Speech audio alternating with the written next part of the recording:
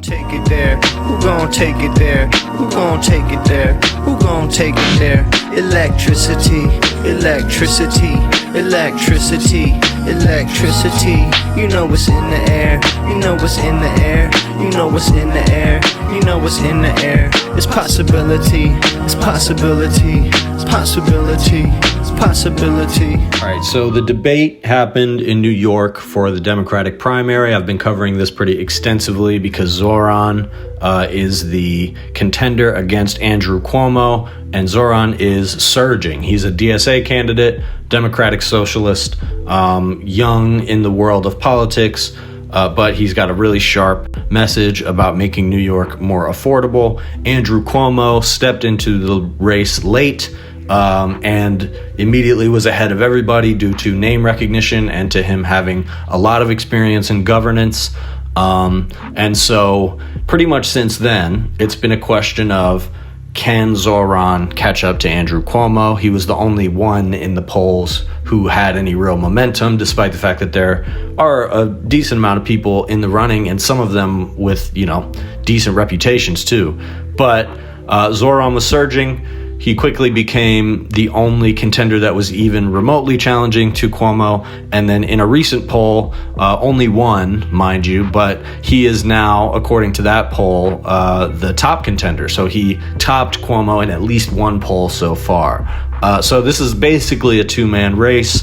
There are other candidates, but it's really going to come down to those two. And with ranked choice voting, that means that even people who vote for some of the lower level candidates like Brad Lander and Adrian Adams, those votes, when those candidates inevitably don't get enough votes to win, those ballots are going to go to the second choice candidates. And so that's why people are encouraging everybody to not list Cuomo on your ballot at all, regardless of who you're going to list in your top spot, because we want to make sure that Cuomo has the least amount of chance of winning. So that's the strategy they're going with. And this is now the second debate that has happened in this New York primary. The election itself is coming up, and we're going to see. I mean, Cuomo definitely is in the stronger position here.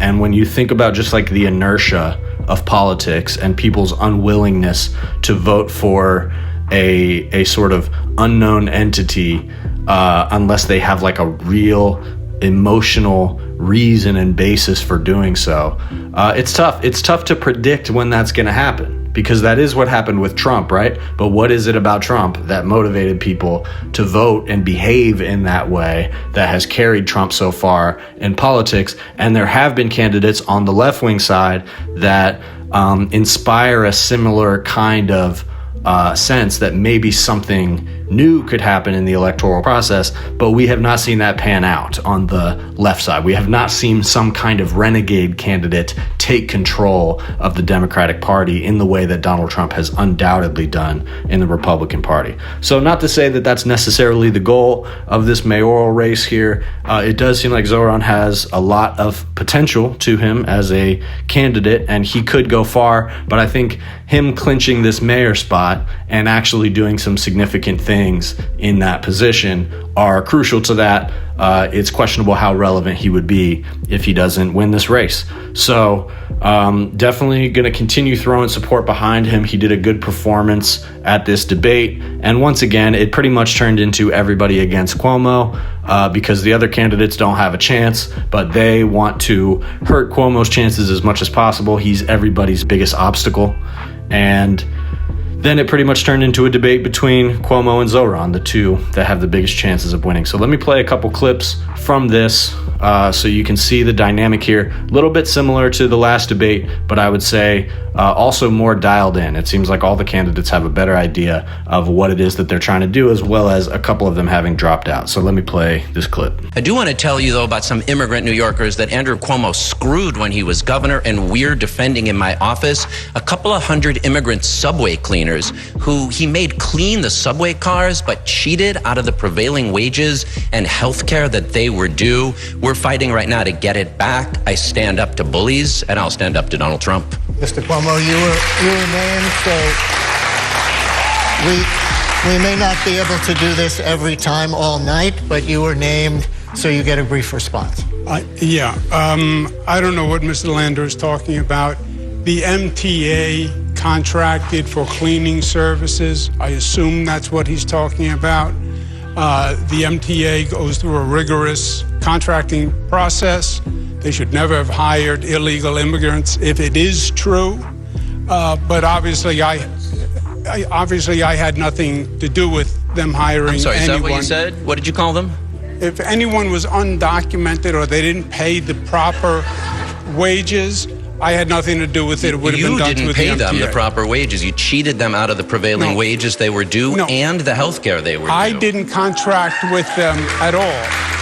The MTA contracted with them. Who appoints the chair of the MTA? Oh, I see. So every contract that the MTA contracts, you want me to be held responsible? This one, yes, because a couple of hundred immigrant workers got cheated out of $2.5 million and their health care, and the orders came from on high. Yeah, so you say. If they did it, that would obviously be wrong.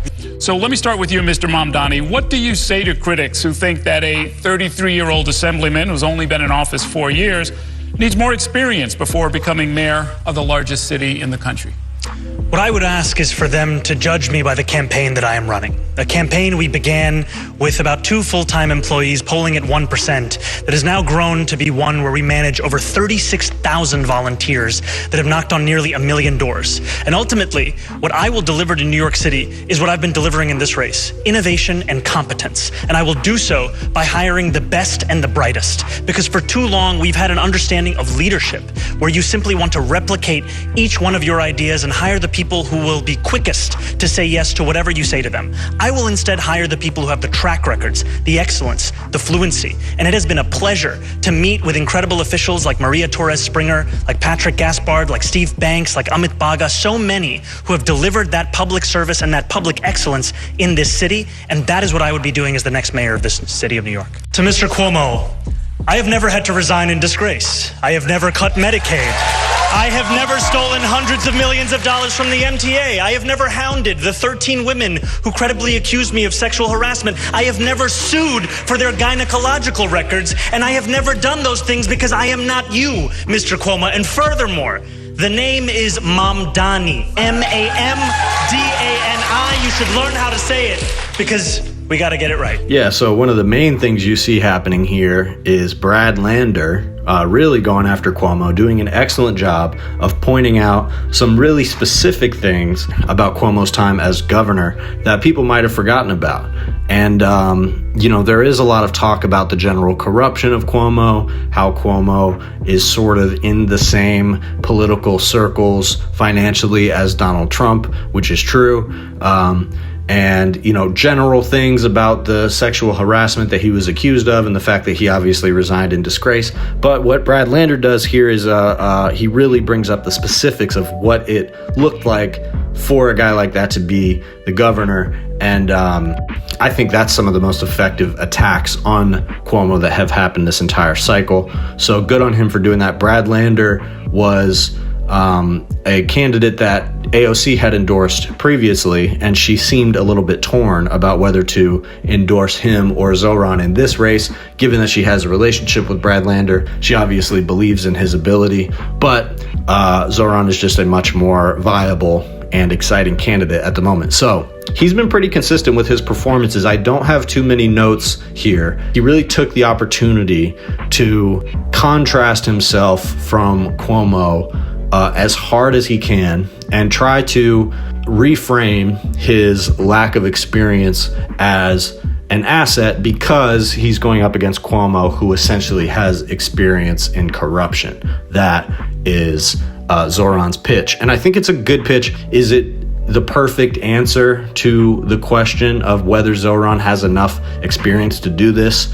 Maybe not. I mean, the experience gap is significant with him, and I think that's his biggest liability. But the fact that this is such a close race between Cuomo and Zoran specifically, I think that makes it more likely that the average New York voter or Democratic New York voter might opt for somebody who's younger and less experienced, given that the only other option is Cuomo. I think that could easily go the other direction, though, and I could see a lot of people saying, well, I don't like Cuomo, I don't like anything he did, and I'm prepared to hate him the entire time he's mayor, but this Zoran character is too inexperienced and he's Muslim or whatever. I mean, there are definitely going to be people who vote on that type of basis, and that's I think the experience gap outside of the racism thing, which, it's New York City, so it's progressive, but that's still gonna come into play a little bit. But yeah, Zoran has to depict himself as capable. He certainly depicted himself as having the vision, and he does have the feel, the air about him of being a new sort of generation of politician. I would say the only politician who felt that way, that was able to follow through on that potential promise, is AOC, because we felt the same way about Bernie Sanders. And there's been multiple cases. We felt the same way about John Fetterman. And, these just did not pan out to be able to pull off what we expected of them. And obviously, in the case of John Fetterman, he just won and had a pretty epic victory, and then just went on to be this staunch political obstacle rather than being the progressive that he ran as. So the fact that Zoran seems incredibly promising and incredibly inspiring to me does not mean that he's going to win this or that he is inevitable. And I think, like I said, the inertia of people being more willing to vote for somebody that they know, even though they know he is corrupt, I think is very prevailing in the political process. So we should just be prepared for that. One thing I like about Zoran, though, is that he's working hard. He's running his ass off, and he knows that it's a very uphill battle, and he's fighting like it, and I don't think he's missing a beat. So we'll see. In some ways, we're not really going to know until the final count gets done, because, it could go in a lot of different directions. The polling is definitely changing fast, but that does not mean that those are the results that are going to show up on election night. So if you're in New York, turn out for Zoran. Get your friends to turn out for Zoran. Registration, I believe, ends on Saturday in New York. So if you're not registered, get registered. If you have family members and friends who aren't registered, get them registered. Get them to vote for Zoran. Or if you can't do that, at least get them to submit a ballot with Cuomo not ranked at all. Preferably you put Zoran at the top of your ticket, but even if you don't, leave Cuomo off, because we got to turn the page to a different style of leadership here. That's the only way forward, because we are right now seemingly so stuck with these dinosaurs, like the people that run the Democratic Party and people like Cuomo and even people like Trump. It's like, we know these are known entities. They've been around. We know what they are. We know what we're looking at.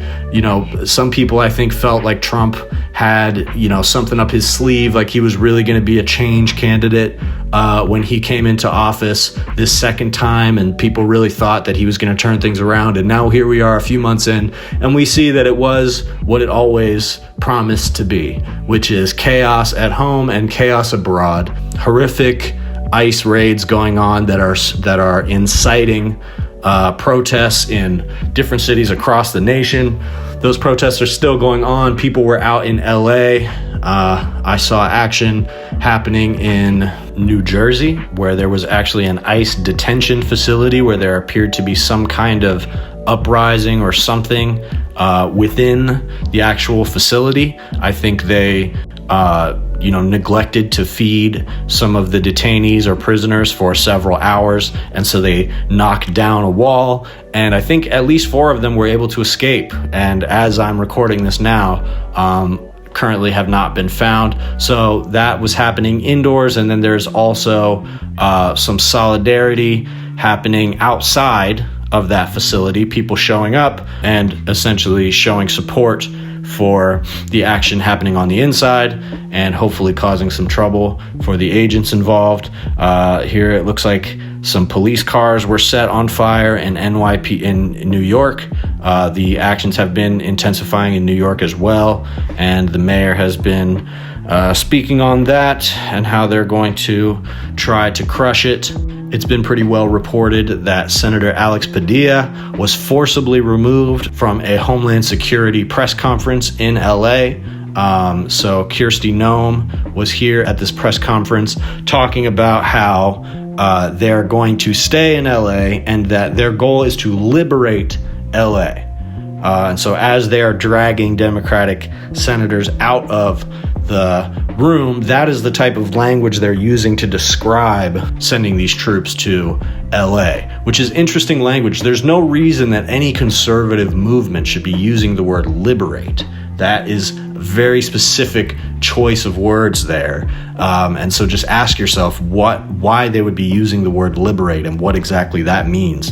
A federal court did rule that Trump does not have the right to send these troops into California and that the command of those troops must be given over to Gavin Newsom. So that is a win, I believe, because of the emergency petition that Gavin Newsom filed in court. However, a higher appeals court then decided that for now, the troops can remain under Trump's control. So to me, from where I'm sitting, that seems to be the pattern, is that there are very viable challenges to Trump's presidential authority that continually stop up his ability to do certain things. But then at the appeals court level, it seems to be that temporary stays on courts blocking the president's actions continue to allow him to enact his agenda, like deportations, like leaning on colleges and taking funds from them, or laying off federal employees in sweeping manners. All of these are things that he was essentially stopped in the courts from doing, but then in a sort of procedural appeal sense, is allowed to continue with that policy as the court case continues to go to higher and higher courts. So it seems like a bit of a hiccup in the court system that they're exploiting to continue to enact their agenda, even though these challenges against them are gaining momentum. To me, what that means is that they're going to get a lot of these things that they're trying to do done as the court ultimately comes to the conclusion that they don't, in fact, have the authority to do that. And then obviously it goes all the way up to the Supreme Court, which as of now is on most things poised to agree with Trump, although they haven't on everything. But for the most part, they've got partners in the Supreme Court. And lastly, Israel, as many people thought they might do for quite a while, has struck Iran and supposedly targeting some military targets of theirs. Very well could have shot off the first blow in a much larger fight. And now the question is in the air of what is Iran going to do to retaliate. Now, Israel very easily could drag the U.S. into this war, depending on what the leverage is looking like behind the scenes and how willing Trump is to do that. Every U.S. president has been against Israel going to war with Iran, at least in a way that defies their own personal sense of timing. And I don't believe Trump is any different. If anything, Trump seems to be less patient with Netanyahu and Israel than Biden, despite the fact that Trump very well could be more aligned with the agenda of what Israel wants to do, like clearing out Gaza and turning it into a casino or whatever the hell. There also has been some friction between them. And supposedly in the public eye and the narrative of the news, Trump and the U.S. Was very clear with Israel not to do this strike while the U.S. is in nuclear talks with Iran. And Israel did it anyway. Supposedly they were told not to do that in public and in private. And yet here we are. So Iran has now pulled out of nuclear talks with the U.S., meaning that they will continue their nuclear program. Remember, there was a deal between the U.S. and America that Iran would not develop nuclear weapons. Trump was the one who tore that up. And so here we are. And the question is, how far is this conflict going to go, and how far is the U.S. going to get dragged into it? If the past is any indicator, the U.S. will go to war with Iran over Israel, because we seem to be so tied to this nation and whatever it is that its government wants to do at any given time. that it's probably very likely that soon the sort of mass media complex will start laundering to us the justifications and the reasons that America just absolutely has to go to war in Iran. Now, the thing is, I honestly don't think that most Americans are going to buy that right now, even including people who voted for Trump. And whether that's going to meaningfully flip people's support of Trump or not, I don't know. All I know is there's a difference in the hypothetical exercise of, would you support Trump if he starts this war or that war? We know that Trump supporters are inconsistent. We know that you have to be incredibly gullible, and you have to have a pretty bad short-term memory in order to trust Trump on anything. But a lot of people voted for him because they thought he was the anti-war candidate. I mean, that's just true. It's at the forefront of a lot of people's minds. And I do think that if we were to actually get into a real war conflict, that wasn't just images we were seeing of, what Israel or what Russia or Ukraine is doing overseas, but was our boots on the ground actively engaging in a conflict overseas publicly and in a way that we could see and people were aware of. I think the material implications of that would really rock people, and it definitely, I think, would drive the point home that Trump is not up for this. He was never up for this. He was always bad for the country. And, if Trump doesn't get us into some war, then I think it's much more likely that he will skate by and continue to have people who argue for him. If he does get us into a war, a real war, especially if it goes as disastrously as it could, that 100% is going to wipe away whatever chance Trump has at credibility and a legacy going forward. So, we'll see. I don't know if this is going to turn out into an all-war conflict. I do think that Trump has an interest in that not happening, so he'll probably throw his weight around to some degree.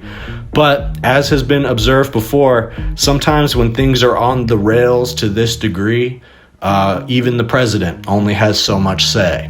So we'll see. But again, if this war conflict continues to escalate and America continues to be implicated in it, it's going to be the single biggest weakness to Trump and his reputation amongst his supporters, without a doubt. And keep in mind, we're only 5 months in, and they're going about as expected. But the more the reality of what a Trump presidency looks like washes over the populace, the easier it will be to remind people that he was always this bad, and he tricked a lot of people, and that's the reality. So we are seeing just the beginning of the fallout from that. So let's keep fighting, keep ourselves safe, don't get arrested, and hold on to your butts. If you like this video, please like and subscribe, and if you really want to support, consider becoming a member. That's the best way to support this channel. I'm posting different kinds of stuff there, like podcasts that don't make it to the main channel, book reviews, movie reviews. I'm reading Catcher in the Rye right now. I'm probably going to review that on there. Also posting music early. I've got a couple EPs out that were available first for members only. Right now, there's a couple tracks on there. There's a freestyle by me and my buddies Wrecked and Psych, and there is a song, a remix of a Billy Woods track. So if you want access to all that, different podcasts and other stuff, become a member. And if there's other kinds of content that you'd like to see for members only stuff, then let me know and we'll work some things out.